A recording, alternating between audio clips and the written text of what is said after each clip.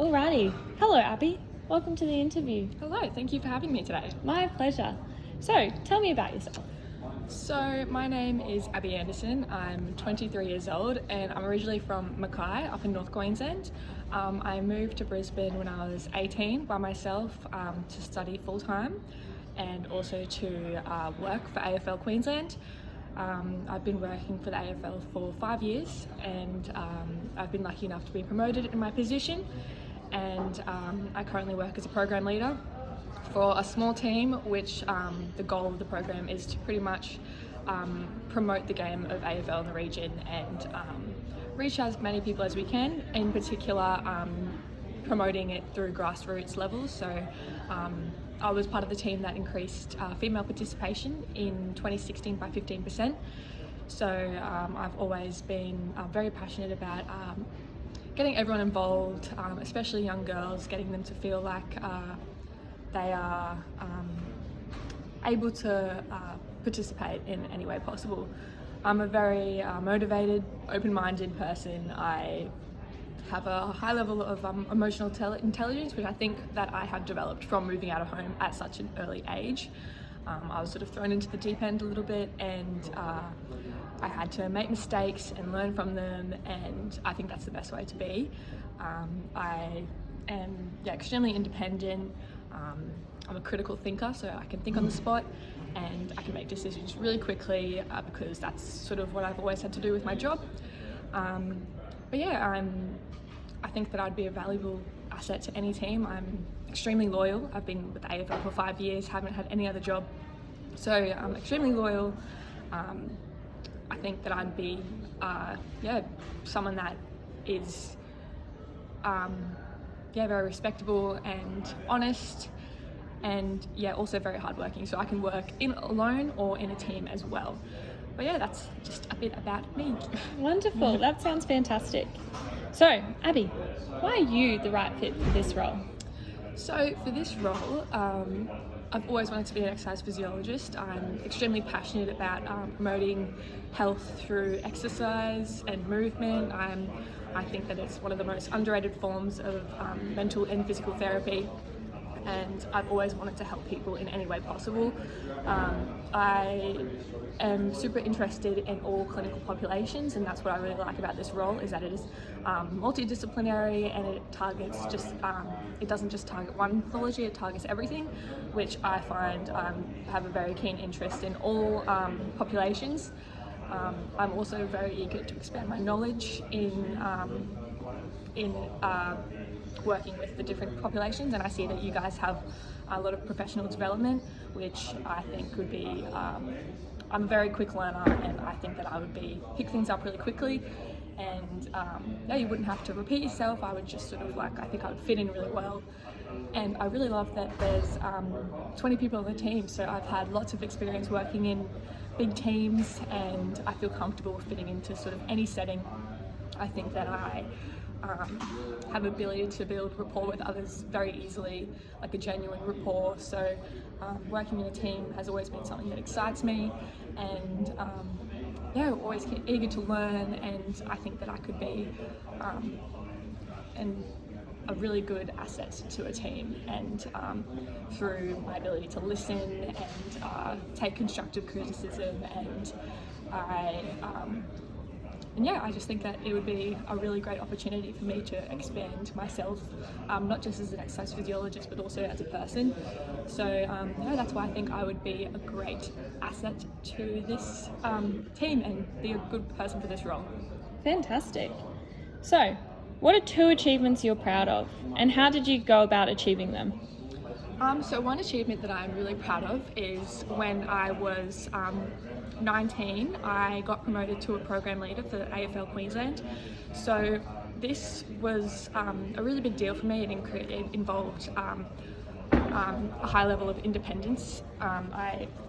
So originally I was just an assistant, so I would just assist programs throughout the region. And then once I developed my confidence and my ability to work alone, and also handle parents, children. I was promoted to program leader, where I got to travel all around North Queensland, all around Southeast Queensland, going from school to school and developing programs by myself, and also being and also marketing and sort of just having that level of independence. So I think that that's something that I am really proud of, that I got to have that role and that I got to prove that I was able to work alone and just to be trusted with that. So I'm very proud of that. Another thing that I'm proud of is that I was able to move away from home at such a young age. I moved away 10 hours from my family, and I lived alone straight away.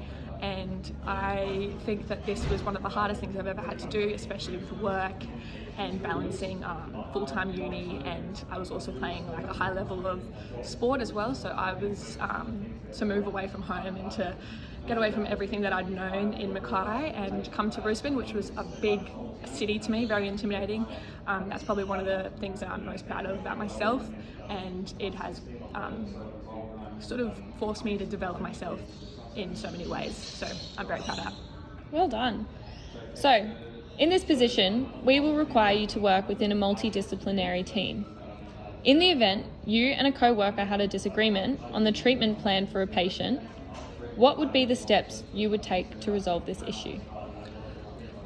So if myself and a co-worker had a disagreement on how to handle a patient, I think that at the end of the day, I think we just need to have open communication. We need to talk about it, reason with each other. Maybe we can find a middle ground, but definitely just be honest with why we think something would work. And I think that's part of working in a team. You're going to have disagreements sometimes. You're not always going to be on the same page. And I think that's exactly what working in a team is.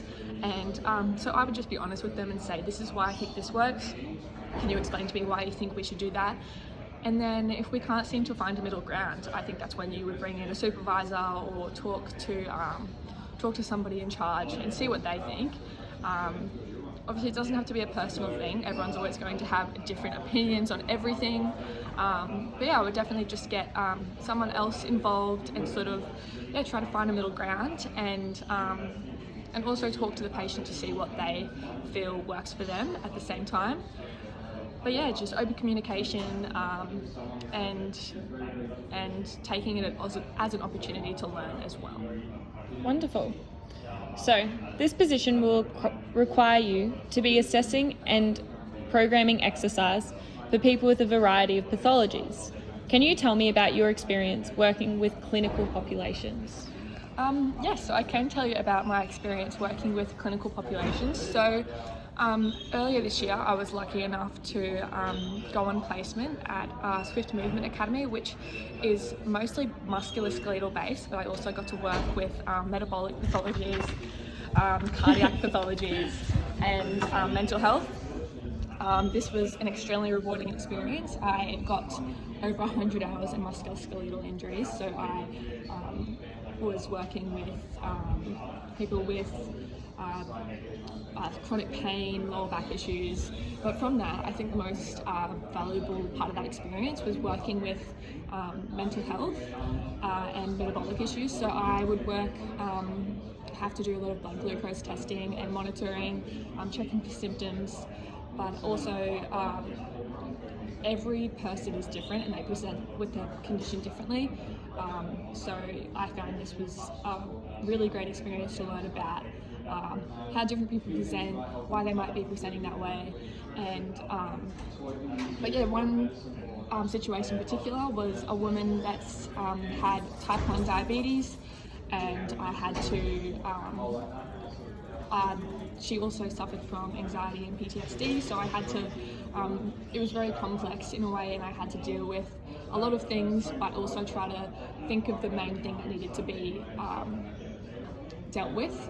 So not getting overwhelmed with all the different situations that I could have focused on, but I've worked with a variety of pathologies, but I also have a lot that I still need to learn. I'm going to be going on a placement at the end of this year where I'm going to be in a more general sort of so I'll be working with a lot more of a wide range of pathologies, which I'm really looking forward to. Especially, I really want to work more on cardiac assessments and programming, which is something that I find really interesting. So yeah, I've got a bit of experience, but I'm also open to expanding my knowledge a lot more. Wonderful. Give me an example of when you had to assume leadership for a team. So a time where I've had to assume leadership is in my experience working for the AFL.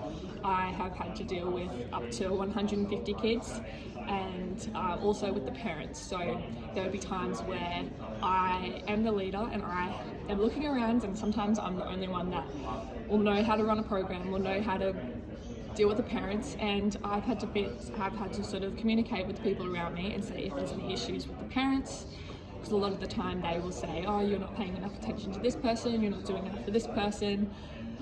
So I have to sort of take on that leadership role and just say if there's any problems to come to me. I feel like I have a very a level head, so I can handle pressure, I can handle conflict, and so that's what has always made me a good leader. There's also been times where I've had to just sort of stand up for other people, and so there's plenty of times where I've been a leader. Wonderful. Is there anything you would like to add? So I would really like to add that I am extremely driven, and I think that if you were to hire me, I think that I would be extremely valuable in this role.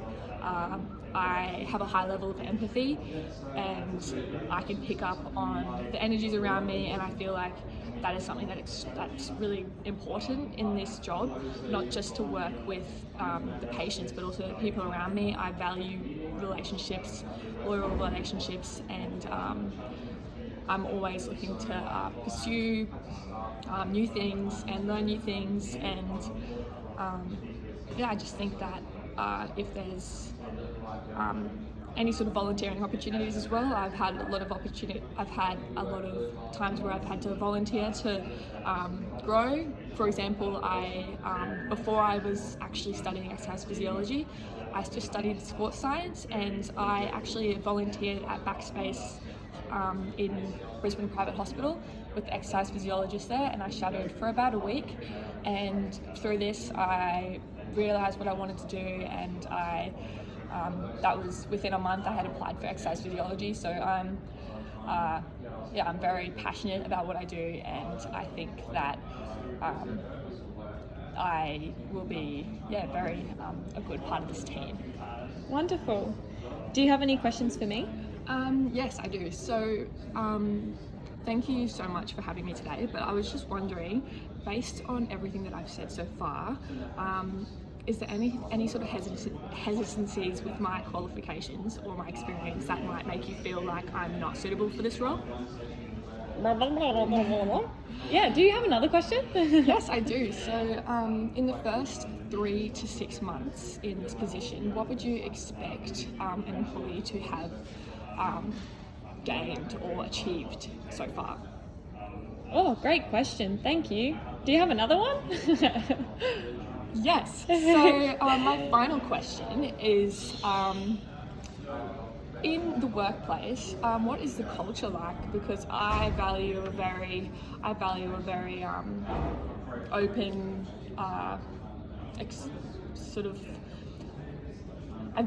very an open workplace where we can all be friends at the same time. So what would a typical sort of week in the workplace look like? Oh, good question.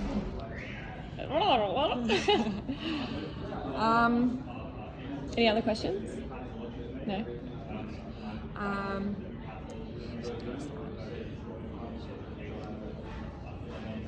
It's okay, take a little breather.